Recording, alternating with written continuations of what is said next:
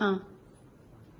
Happy birthday two माय mobile, happy birthday, जुग जुग जिया, जुग जुग जिया।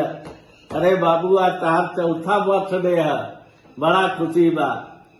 कितना तू साथ देवेला, सही में जुग जुग जिया, जुग जुग जिया। अरे तू बेटा बेटी मेहरारू से बढ़ के बा, 24 घंटा साथे रहेला, कहाँ से कहाँ घुमा देवला, बैठले बैठले विदेश भी घुमा लियावेला। यूट्यूब पे कितना सिनेमा, कितना भोजपुरी गाना, कितना हीरो हीरोइन से मिला देवेला। अब तारा जैसन कोई साथ देवे वाला बा, कार खूब उम्र बढ़ो, खूब लमहर उम्र होखो।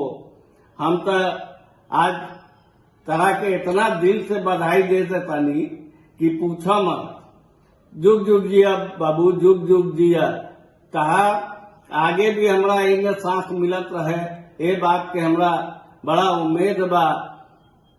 24 घंटा में 20 घंटा तोहरे साथे नु रहे नी, तोहरे साथे न दिन बितावे नी।